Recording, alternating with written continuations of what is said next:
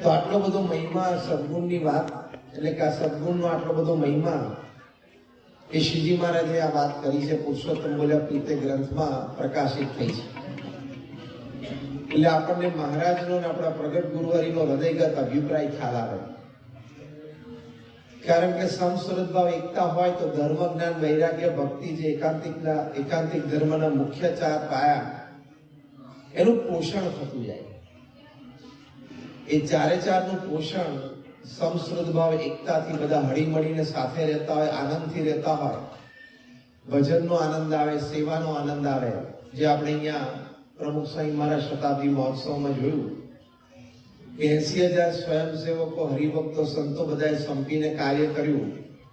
તો કાર્ય તો અદભુત થયું, પણ સેવાનો આનંદ બધાને ખૂબ આવ્યો, ભક્તિનો આનંદ બધાને ખૂબ આવ્યો. એટલે જ્યારે આનંદ આવતો જાય કોઈ પણ વાતમાં, તો એ વાત કે પ્રવૃત્તિ એની મજબૂતાઈ વધતી જાય. એટલે આ સમસ્વરૂપ ભાવ એકતાથી ધર્મ, જ્ઞાન, વૈરાગ્ય, ભક્તિની મજબૂતાઈ વધે છે. એટલે જ મહંત સ્વામી મહારાજે લખ્યું કે એમાં બધું જ આવી ગયું, અંડરલાઈન. એટલે એમને, એટલે કે આપણા ગુરુહરિને આ વાત બહુ પ્રિય છે.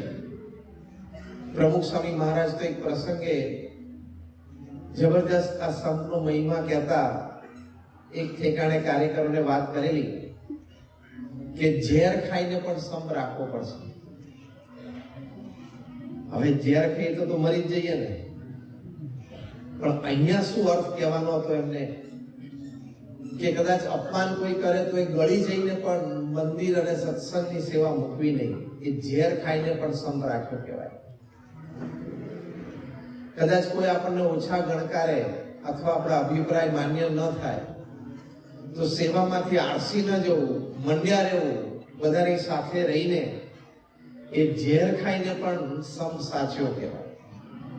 એટલે આવી બધી વાત એ પ્રમુખ સ્વામી મહારાજ અને મહંત સ્વામી મહારાજ આપણને ખૂબ કરી છે. અને ખરેખર વિશ્વભરમાં પણ આપણને દેખાય. કોઈ સંસ્થા હોય, કોઈ સંગઠન હોય, કોઈ એવું ગ્રુપ હોય કે કંપની, કોર્પોરેટ હોય, જ્યાં જ્યાં સંપ રહ્યો છે ત્યાં પ્રગતિ રહી છે અને આનંદ રહ્યો છે. અને જ્યાં જ્યાં જે પણ સંસ્થામાં કે સંગઠનમાં, ગ્રુપમાં કે કંપનીમાં જ્યાં જ્યાં સંપ તૂટ્યો છે, સુરત ભાવ એકતા તૂટ્યા છે, ત્યાં પાયમાલી એ લોકોએ નોતરી છે. સમર્થ હોય તો પણ ધૂળ ભેગા થઈ જાય. સંસ્થા મોટી દેખાતી હોય, આધ્યાત્મિક માર્ગે ચાલેલી સંસ્થા હોય, પણ એનું વિભાજન થાય એટલે એનો ફોર્સ તૂટી જાય. પરંતુ જે ડોક્ટર સ્વામી આ શબ્દ કાયમ વાપરતા અને વાપરે છે કે સંપ તૂટે એટલે ફોર્સ તૂટે. આ શબ્દમાં ઘણો મર્મ છે. એટલે કે સેવાનો ફોર્સ તૂટી જાય, નિયમ ધર્મ પાળવાનો ફોર્સ પણ તૂટી જાય, સત્સંગની દ્રઢતાનો ફોર્સ પણ તૂટી જાય. એટલે બધી રીતે વ્યક્તિગત, પારિવારિક, સત્સંગ જીવનમાં નાના મોટા પ્રશ્નની શરૂઆત થઈ જાય. એટલે યોગીજી મહારાજ આની પર ખૂબ આગ્રહ રાખતા અને આપણા ગુરુહરિ મહંત સ્વામી મહારાજ અત્યારે ખૂબ આગ્રહ રાખે છે. અને યોગીજી મહારાજ આ વાત ખૂબ સારી રીતે સમજાવતા. ગુણાતીતાનંદ સ્વામી એમની વાતોમાં આપણને દ્રષ્ટાંત દ્વારા સમજાવ્યું છે કે એકવાર એક રાજાએ દરબાર ભરીને બેઠેલા, એમાં એક તીરનું ભાથું મંગાવ્યું. ગુણાતીતાનંદ સ્વામી આ વાતમાં, એમની આ વાતોમાં આ પ્રસંગ છે. અને સ્વામીએ પછી ગુણાતીતાનંદ સ્વામી કહે છે કે સભામાં એક ખોસીમાં ખોસી બેઠેલો, એટલે કે શારીરિક રીતે આમ નબળો, એને બોલાવીને કહ્યું એક તીર ખેંચીને કે આને તોડી નાખ. એટલે એને આમ તીર બેન્ડ કર્યું તો તૂટી ગયું, આમ વાળ્યું, તૂટી ગયું. પછી સભામાં જે મજબૂતમાં મજબૂત માણસ બેઠેલો એને આગળ બોલાવ્યો અને આખું તીરનું ભાથું એમને હાથમાં આપ્યું અને એમને કહ્યું કે આ ભાથું તું તોડ, આમ વાળીને, બેન્ડ કરીને. તેણે બહુ પ્રયત્ન કર્યો પણ ના થયું.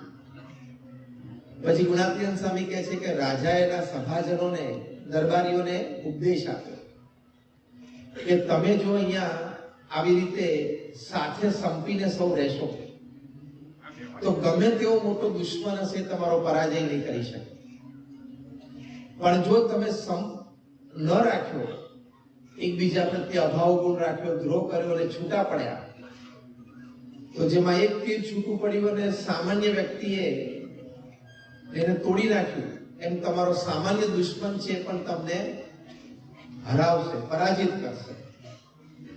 એમ કહીને ગુણાતીયન સ્વામી બહુ જ સુંદર ઉપદેશ આપણને આ સંબંધી આપ્યો. સ્વામી કહ્યું તમે સર્વે સંતો, પાર્ષદો, હરિભક્તો, નાના મોટા તમામ તમે બધા સંપીને સત્સંગમાં રહેશો, એકબીજા પ્રત્યે સદભાવ રાખવાનો, એકબીજા પ્રત્યે પ્રેમ રાખવાનો, એકબીજાનો મહિમા સમજવાનો, એકબીજાનો ગુણ ગાવાનો પણ અવગુણ નહીં ગાવાના, એકબીજા સામેથી મળે ત્યારે હર્ષ થાય, આનંદ થાય ને પ્રેમથી જેસવાણ કરે. આ બધા સમ સુરત ભાવના લક્ષણો છે, એક્સપ્રેશન્સ છે ના. તો ગુણાતીયન સ્વામી કહ્યું કે તમે બધા સંપીને રહેશો તો ગમે તેવો મોટો દોષ હશે, કામ, ક્રોધ, લોભ, મોહ, મદ, મત્સર, આશા, તૃષ્ણા, અહંકાર એ શબ્દ ભેગા હશે, ગમે તેવા મોટા હશે, તો પણ તમારો વાળ વાંકો નહીં થાય. અને જો છૂટા પડશો તો સામાન્ય દોષ હશે એ પણ તમને સત્સંગમાંથી બહાર કરી દેશે. કારણ કે સત્સંગના સમુદાયમાંથી છૂટા પડ્યા એટલે સત્સંગ સમુદાયમાં અનેકનો અથવા તો જેની સાથે રહેતા હોય મંડળમાં કાર્યકર તરીકે સેવા કરતા એનો અભાવ આવે, તેની સાથે રહેવાનું મન ના થાય, એની સાથે બેસવાનું મન ના થાય, એની સાથે વાતચીત કરવાનું મન ના થાય.